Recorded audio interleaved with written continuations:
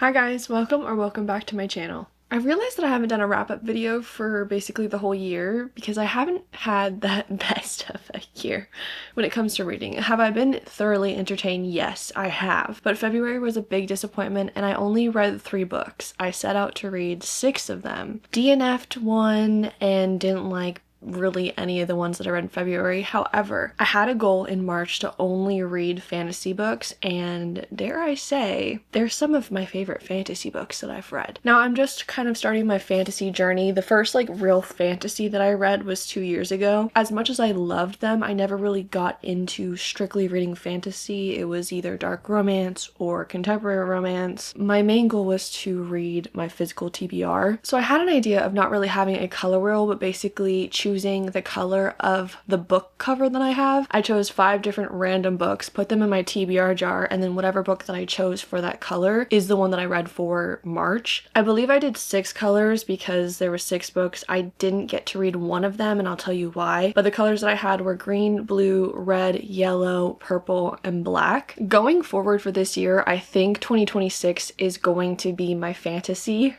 my fantasy year. I cannot stop reading fantasy. I don't want to pick up a contemporary romance, which sucks because I have so many contemporary romance books that I obviously need to get to and that I want to read.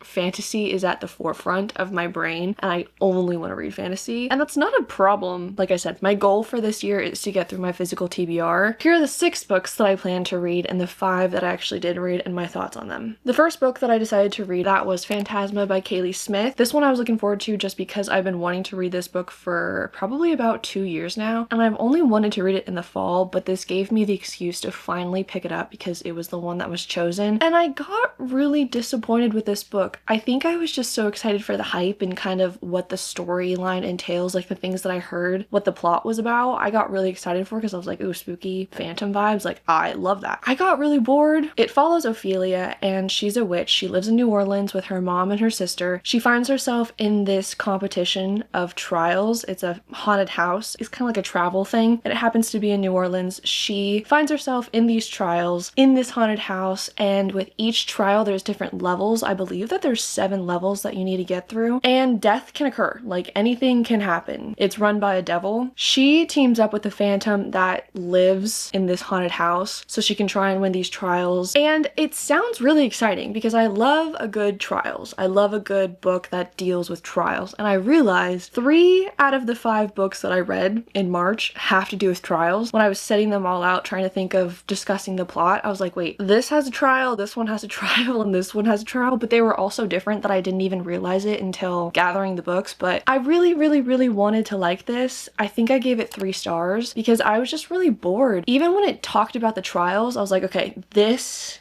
has to be exciting. It was barely talked about. I don't know, it just felt so quick. For the main plot really to be about these trials and trying to survive these trials, I feel like more should have been discussed. It just felt too easy for me. I don't know. Also, their relationship, it felt really fast. I didn't find a connection with the female main character, and I didn't find a connection with the main male character. I was trying to picture also Danny Phantom with the main male character, and that was the only thing that was really getting me through, is trying to picture Danny Phantom for the man. What I did like about this book is the female main character is tall, and that's discussed a lot in this book, and I love a good tall female main character. I'm 5'11", so I am tall, so I love when there's some representation for us tall girls out there. I did buy the second book that goes with this that follows Ophelia's sister, so I will read it. Hopefully it's a little bit better, but yeah, I was just kind of disappointed and it fell kind of flat for me, which was unfortunate because I was looking forward to it being really good. Then I wanted to read my Kindle Unlimited book, and that was The Magnificence of Death. This is another one that I was looking forward to because the concept sounded so crazy to me. I've never read a book that had to deal with this concept. It follows this woman and she has a family curse, and it's only for women. Each woman in this family, when they turn, I believe, like 20... You're 20? Their curse sets in, and they all have different curses. Hers specifically is immortality, and basically while this is happening, death is trying to figure out how to kill her and why she's outrunning death while also falling in love with her.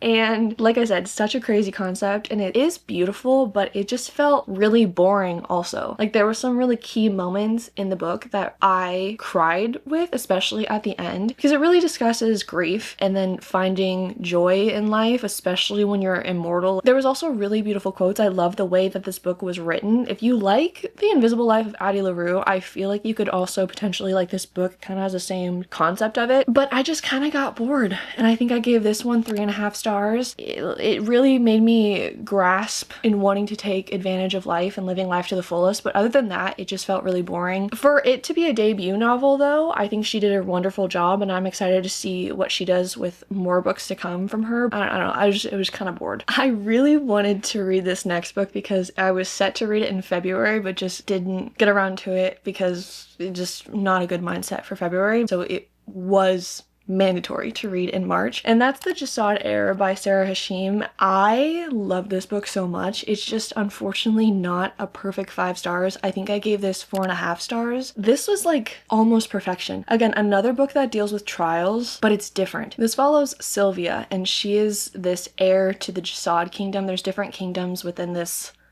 land. Specifically, the Jasad kingdom deals with magic. Someone from another kingdom came in and basically wiped out this whole kingdom. Her family, her friends, everyone died, and they think that she died in the process, but she actually didn't. She survived and escaped to another kingdom. One day, she is found out from this prince in this specific kingdom. If you are found out that you have magical powers, you're executed. So instead of her being executed, he uses her and her powers to perform in these trials.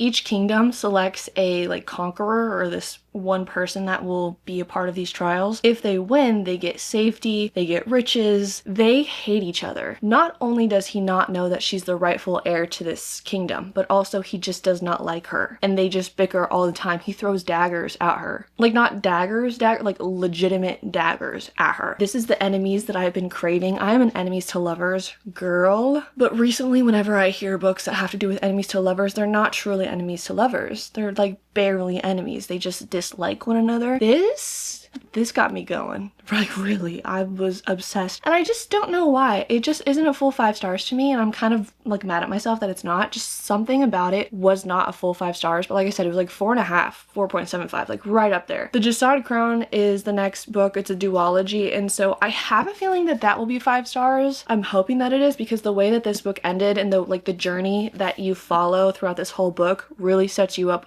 hopefully for the second book. The world building, I do have to say, maybe that's why it's not a full 5 stars. Kind of confusing. Like, I had to go back and forth looking at maps to see where they are and where things were located. But overall, like, such a good storyline. Very excited for the second book. The Jasad Heir.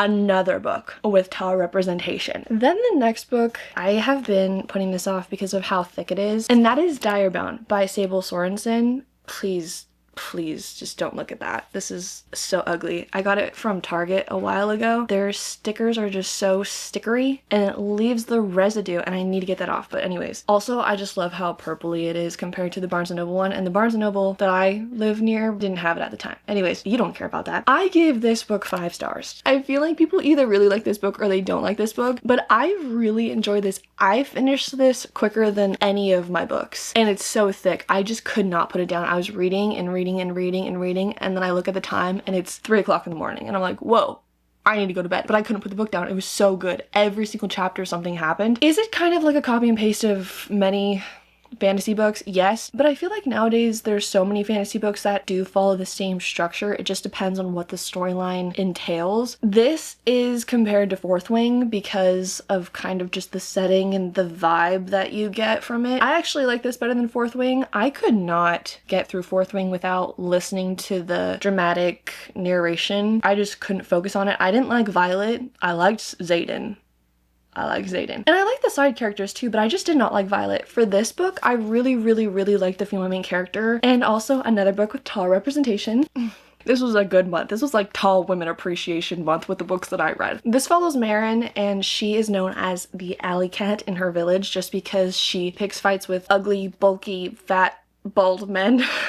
Not specifically, but that's what was basically described in this book, was who she was fighting at the beginning. That's how she makes money, is picking fights in these like fighting rings for her family. She has a mom with like a mental issue. She's not fully coherent, and a younger sister. It's not a good area because children recently have been getting taken in the night. One night her sister actually gets taken, and she's devastated. She finds out that the children could be at the front lines of this war. It's a war against these siphons dragons, which are like vampires, I guess. She enlists into the war to be sent to the front lines to hopefully save her sister. When she enlists, she finds out that there's these trials that are going to be taking place. It's like a rarity thing, but it just so happens the time that she's enlisting, the trials are taking place. You have to survive an initial trial. If you survive that, you could potentially get bonded to a dire wolf. If you don't get bonded, then you're immediately sent to the front lines. Well, she does not want to get bonded. However, she does get bonded. Because she got bonded with this wolf, she has to spend another few months at this college. Well, it's not really college, it's like a military camp within like this castle. Not only is she stuck at this castle with her wolf that doesn't like her, and also with people that don't like her and are trying to kill her, there's more trials that you need to try and survive. All of this is happening like non-stop. Something is happening. There's also a grumpy, dark hair man that is like lurking in the shadows, and there's heavy tension, and it's just